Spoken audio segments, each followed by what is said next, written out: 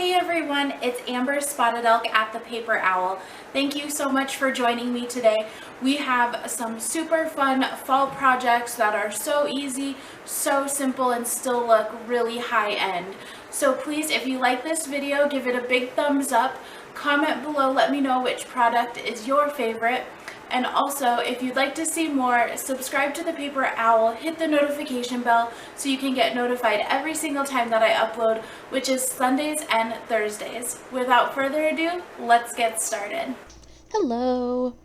All right, so I have got this sign here. I've got this autumn printout, and this is so easy, you guys. So I got this sign on clearance at Walmart for literally, I think it was like 25 cents or something crazy like that. It was like 90% off. So I'm painting over that lemon tree. I mean, this sign is cute as is, but I actually bought a couple of them because I like the base of it. So I'm just using Waverly white chalk paint, putting a couple layers of that on to make sure that I have full coverage.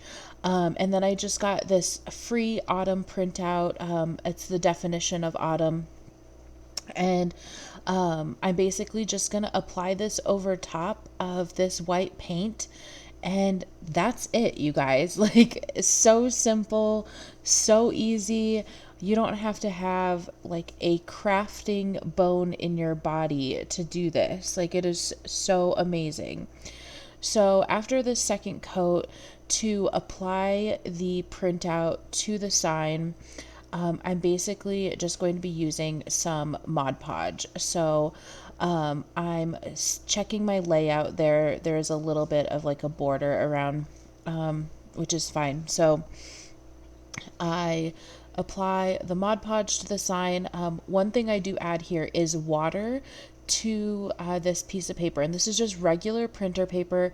I take a baby wipe, kind of wipe it around, and that just kind of helps with like air bubbles and adhering to the Mod Podge really well. So just a little tip, if you forget that, it's not a big deal. I just find that it helps a little bit. So I'm trying to make sure it's straight. I'm trying to make sure it gets down with no air bubbles, and then just kind of flattening it out. So you have to be careful because it is wet.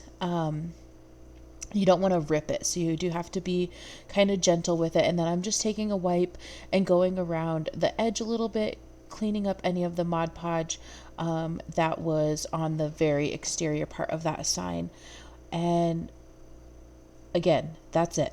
It just blows my mind how easy this is. It's almost not a DIY, but I'm gonna call it one. So it looks so cute. I love it. Okay, so this next one here, we're taking this tag that I got, this oversized tag that I got from the Dollar Tree. I'm taking those metal stars off of there. They come off pretty easy. They're just stuck on with a little bit of glue. You just kind of got to pop them off. And I do save those because they're a nice like little galvanized star. And who knows, what you could use it for in the future. So, and then this USA tag has all that lovely Dollar Tree glitter on there. I've tried sanding it off, and that does work. You can do that. Another way that I have found is just peeling off that paper. It actually works pretty well, I found out. So you can just kind of start at one of the edges here like I am, and you can see it peels up, and it leaves kind of a nicer finish in my opinion than just doing the sandpaper over the glitter. So you just kind of peel up on the edge, pull it off, and it comes off in pretty big chunks. So I just kind of wanted to show you guys here that it's really not hard to get the paper to peel up. And you just kind of go around the whole thing and continue peeling up pieces of the paper. And I think it's faster than doing the sanding.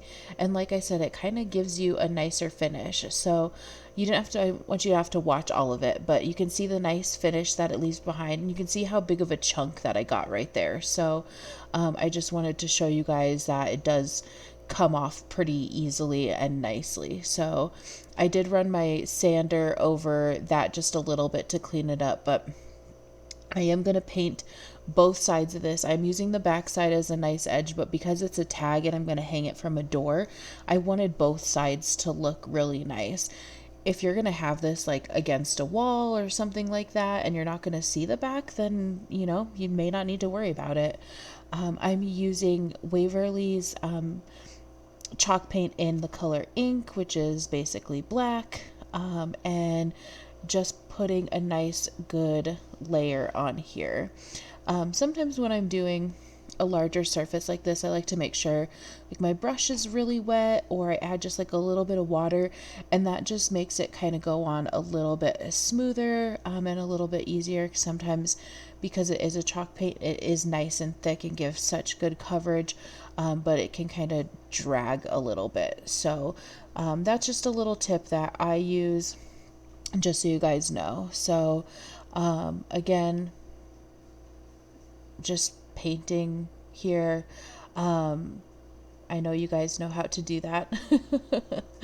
But all of these DIYs today are so easy, you guys, and I'm so excited to be sharing them with you, because I know sometimes you can watch some projects on YouTube and they just seem like they are a lot of work. There's a lot of steps and it can seem kind of daunting at times. And so I like to throw these type of DIYs out there just because you can see that, it doesn't have to be hard.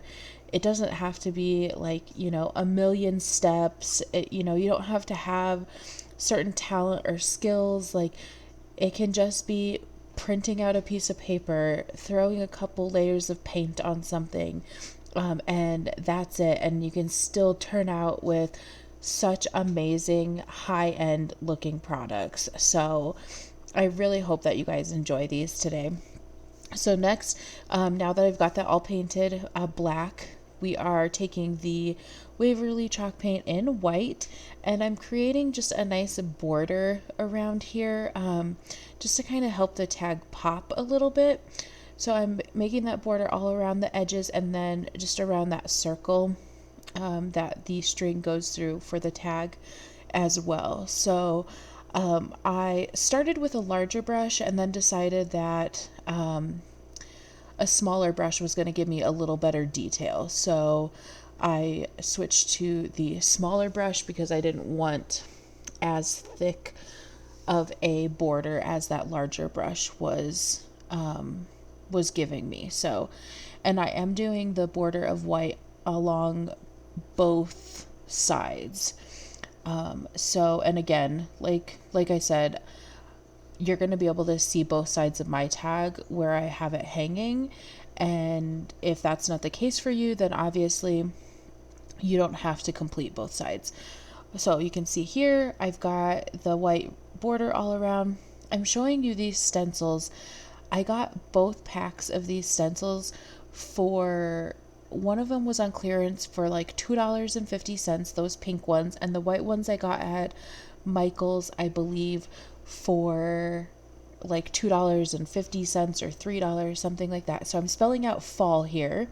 So obviously I only have one L and I'm going to have to double up. So what I'm doing is taking a pencil and actually tracing with the pencil. That way I can get my layout correct. And I know exactly where I'm at since I can't move the stencil while I'm painting. So, and I actually just freehand the word hello. So it's going to say hello fall. And I was going to use my Cricut to print out with vinyl the word hello, but I thought, you know what, I haven't done much hand lettering or hand painting on my channel yet, and I just wanted to show you guys that that is an option, and it can sometimes be easier and less time consuming to do it that way. Sometimes it looks even better, just as nice. And so I just take my ruler here and write out the word, try and get my spacing how I want it, and do just kind of a basic cursive hello. And then I use kind of the simple calligraphy of just shading in on the left hand side of the words. And that makes it look super nice, like really gives it kind of a higher end look versus just having the flat lettering. So you can see here I'm taking the pencil to trace the stencil here versus taping it down and just painting with it on there. And then I'm going to fill that in with a smaller paintbrush, just because I could have, I guess, taped it on and then moved the L to make the second L in fall, but I just thought this would be a little bit easier and would avoid me running the risk of getting paint someplace I didn't want it when I moved that L. So I'm playing with this leaf here, trying to decide what I want to do. I wanted to possibly put a couple leaves on here. And so I kind of marked out putting them there in the middle. I decided later I didn't really like that, and I end up putting just one leaf in the bottom right hand corner of my tag, which you will see. So again, this is just kind of playing around, seeing what looks good, what you like, and what's gonna make you happy with your project. So I traced it out with the pencil and didn't end up liking how it looked. So that's why I used pencil. I erased it. It looked like it was going to leave kind of a little shadow there, and I ended up taking a wipe and just kind of wiping away those pencil and erase marks, and it looked like nothing ever happened there. So just a tip there. It's very forgiving if you make a mistake. If you are writing with pencil, a little bit of a wet paper towel or a wet wipe will help clean up any of those marks. So I just again was trying to see if I could make it work, if it looked uneven, if that was, but I just didn't like the way it was looking there, bottom line. So I just took it off. Again, personal preference. Just play around with it. Do what makes you happy. Put as many leaves or as little leaves or no leaves, whatever you want. That's what's so great about doing stuff like this. So you can see I start my hand lettering. I was a little bit nervous, not gonna lie, which is so silly because it's just paint. If you mess up, you can just paint over and redo it. That's it. If you're really afraid of doing the hand painting, you can always use the stickers from the Dollar Tree and do it that way as well. That's a really great way. Or if you have a Cricut, you can use your Cricut, or keep the stencils taped on, and that's a great way to go as well. So but just wanted to do a couple new things there. So and you'll get to see that final fall tag in a moment. I lost a little bit of footage that cut out there. So next up though is this hula skirt. So this is so easy and so simple. I'm basically kind of just combing it out here to make sure I get a nice good twist on here. So I'm kind of twisting it up in my hands, getting a good feel for it in the position that I want it. And basically I kind of tie it in a loose knot. And so I make sure that I'm holding on to all of the loose ends at the bottom so that they're not kind of poking through in my hand. And then you can see I just kind of tie it in this knot and tuck in those loose ends at the bottom there. And on one end it looks almost like a pretzel, but then you just kind of fluff it out a little bit and you are going to get a nice looking raffia pumpkin. So I'm super excited about how this turned out because it's literally tying this hula skirt in this loose knot and you're getting this high-end looking pumpkin. You see a lot of these raffia pumpkins out in the stores right now. And they are definitely not $1 and definitely not this easy to make.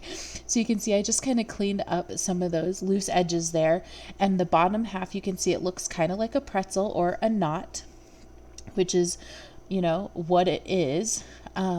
But on the other side, once I put the stem on and kind of fluff that up a little bit, like I said, it looks like such a nice pumpkin.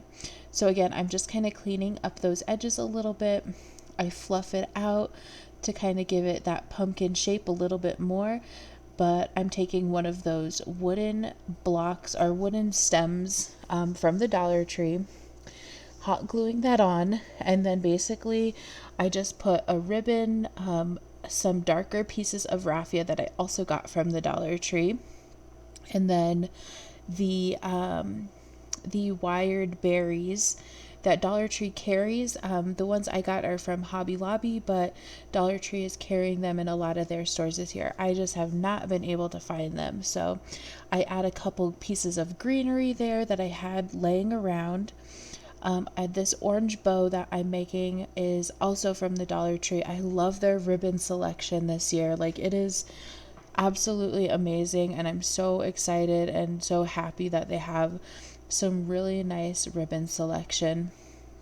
It just adds a nice touch to so many projects. So you can see I've got the raffia, the greenery, the bow, and now I'm making this little curly Q with the wired berries, just using a pencil to make that curly Q, and then kind of wrapping it around the stem a little bit and putting some hot glue to just kind of keep it in place a little bit better. So, but look at how this pumpkin turned out. I absolutely love this so much, and it's so easy, you guys. Like, seriously, tying a hula skirt into a knot. That is all we did. Like, it just blows my mind how simple this was and how nice it looks in the end. So I really, really hope you guys give this a try.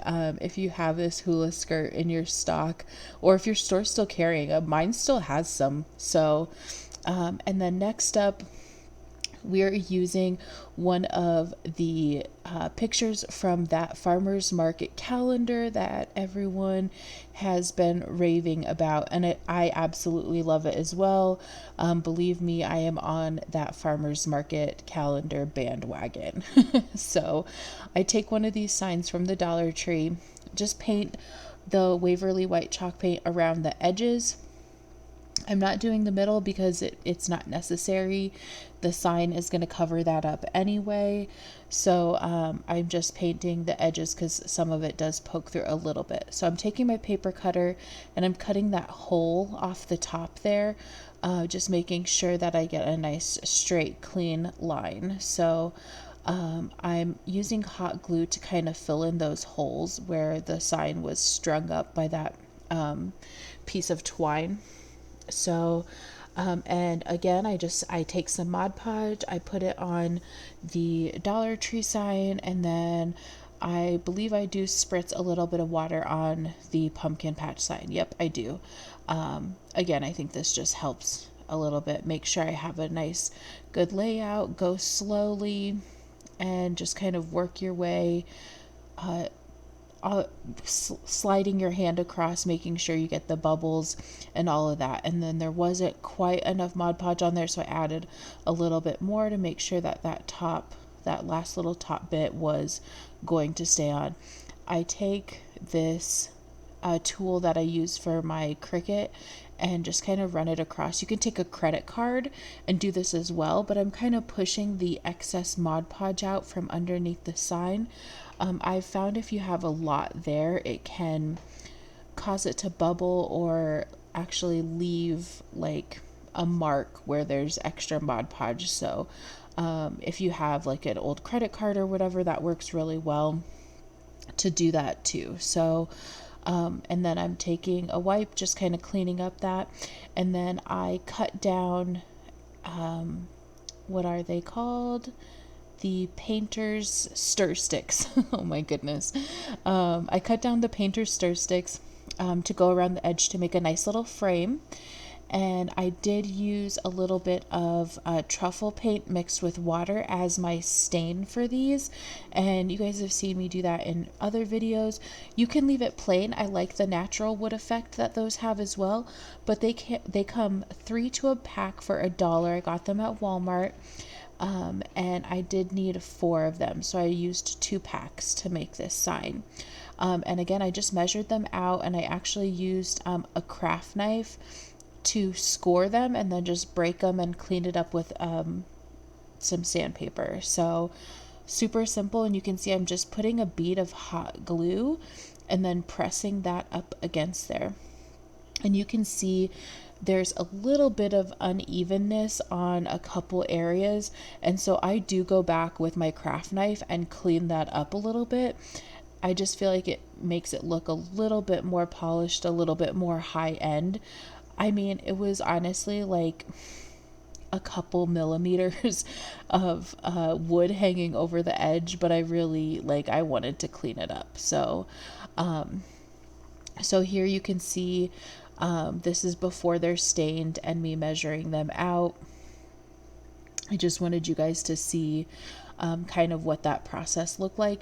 And this is the truffle paint mixed with water. So you could absolutely use a real stain. I just didn't want to do the real stain in the house because it kind of gives me a headache, and it was a little bit later in the day and I didn't want to do it outside either. So this option is great. Just some brown paint with a little bit of water, and you can make it as dark or as light as you want to. And I like to brush it on and then take a wipe and wipe away any excess.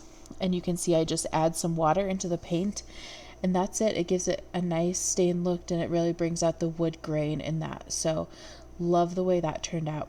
Next up is this galvanized sign and these pumpkins from the Dollar Tree. So this had I think it had a lemon on the front.